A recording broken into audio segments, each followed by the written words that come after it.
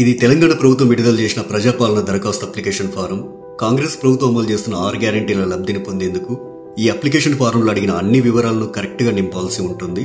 ప్రజాపాలన దరఖాస్తులను ఎలా నింపాలో ఈ వీడియోలో చూద్దాం. ఈ దరఖాస్తు సంఖ్యను ప్రభుత్వం వారు చూసుకుంటారు. మీరు దీంట్లో ఏం రాయకండి. కుటుంబ వివరాల కింద మీరు కొన్ని వివరాలు రాయాల్సి ఉంటుంది.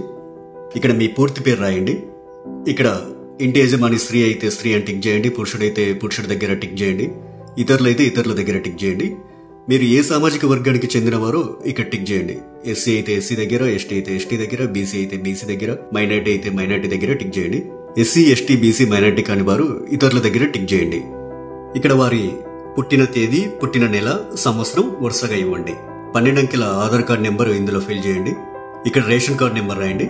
ఇక్కడ మీ మొబైల్ నెంబర్ రాయండి. వృత్తి దగ్గర మీరు చేసే వృత్తిని రాయండి. ఇక్కడ మీ కుటుంబ సభ్యుల పేర్లు, వారి వివరాలు తెలపాలి. ఇక్కడ పేరు, అతను గాని ఆమె గాని మీకేమవుతారో, తల్లి అయితే తల్లి అని, భార్య అయితే భార్య అని, కొడుకు అయితే కొడుకు అని, కూతురు అయితే కూతురు అని నింపండి. వారు స్త్రీ అయితే స్త్రీ అని, మగవారైతే పురుషుడని. ఇక్కడ వారి పుట్టిన తేదీ, పుట్టిన నెల, సంవత్సరం వరుసగా ఇవ్వండి. ఇక్కడ వారి ఆధార్ కార్డ్ నెంబర్ రాయండి. ఇలా మీ ఇంట్లో ఎంతమంది ఉంటే అంతమంది పేర్లు రాయండి. ఇక్కడ ఇక 2వ పేజీలో ఏం రాయాలో చూద్దాం. 10వ నెంబర్ దగ్గర మీ చిరునామా రాయండి. ఆధార్ కార్డులో ఉన్నట్లు మీ ఇంటి నెంబర్ ఇక్కడ రాయండి. మీ గ్రామం లేదా మున్సిపాలిటీ ఇక్కడ రాయండి. ఇక్కడ మీ వార్డ్ నెంబర్ రాయండి. ఇక్కడ మీ మండలం పేరు, తర్వాత మీ జిల్లా పేరు ఇక్కడ రాయండి. ఇప్పుడు అభయస్థం గ్యారెంటీల సెక్షన్ కొద్దాం. గ్యారెంటీల పథకాలు లబ్ధి పొందేందుకు మీరు ఏం చేయాలి, మీరు ఏ వివరాలు ఇక్కడ రాయాల్సి ఉంటుందనేది చూద్దాం. ఇక్కడ కావలసిన పథకాల లబ్ధి కొరకు మీరు టిక్ మార్క్ చేయాల్సి ఉంటుంది. మహాలక్ష్మి పథకంలో భాగంగా ఇక్కడ 2 పథకాలు ఉన్నాయి.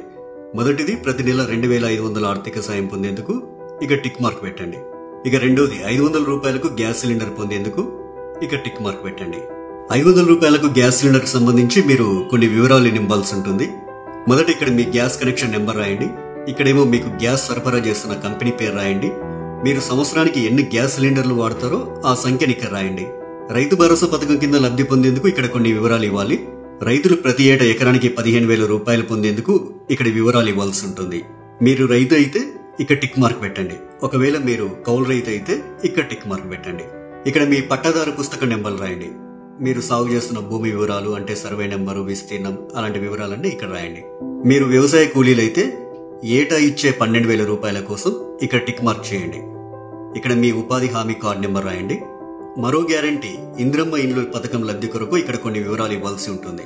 ఇల్లు లేని అర్హులైన కుటుంబం వాళ్ళు ఈ వివరాలు ఇవ్వాలి. ఇంటి నిర్మాణం కోసం ఆర్థిక సాయం పొందేందుకు ఇక టిక్ మార్క్ చేయండి. ఇక అమరవీరులు మరియు ఉద్యమకారులు 250 చదరపు గజాల ఇంటి స్థలం పొందేందుకు ఇక్కడ కొన్ని వివరాలు ఇవ్వాల్సి ఉంటుంది. మీది అమరవీరుల కుటుంబం అయితే ఇక్కడ టిక్ మార్క్ పెట్టండి. ఇక్కడ మీ కుటుంబంలోని అమరవీరుల పేర్లు రాయండి. వారు అమరులైన సంవత్సరం రాయండి. FIR నెంబర్ రాయండి. డెత్ సర్టిఫికెట్ నెంబర్ రాయండి. ఒకవేళ ఉద్యమకారులైతే మీరు తెలంగాణ ఉద్యమంలో పాల్గొన్నట్లయితే అవును అని ఉంది కదా, ఈ బాక్స్ దగ్గర టిక్ మార్క్ పెట్టండి. ఒకవేళ పాల్గొనకపోతే కాదు అనే బాక్స్ దగ్గర టిక్ మార్క్ పెట్టండి. అవును దగ్గర టిక్ మార్క్ పెట్టినట్లయితే కొన్ని వివరాలు రాయాల్సి ఉంటుంది. సంబంధిత FIR నెంబర్ మరియు సంవత్సరం ఇక్కడ రాయండి. ఒకవేళ జైలుకు వెళ్లి ఉంటే ఆ వివరాలు ఇక్కడ రాయండి. ఇక్కడ జైలు పేరు రాయండి. ఇక్కడ స్థలం పేరు రాయండి. ఇక్కడ మీరు అనుభవించిన శిక్షా కాలం అంటే ఎన్ని రోజులు, ఎంత కాలం అనేది ఇక్కడ రాయండి. తరువాత గృహజ్యోతి పథకం. గృహజ్యోతి పథకం కింద ప్రతి కుటుంబానికి 200 యూనిట్ల కరెంటు ఫ్రీగా ఇస్తుంది కాంగ్రెస్ ప్రభుత్వం.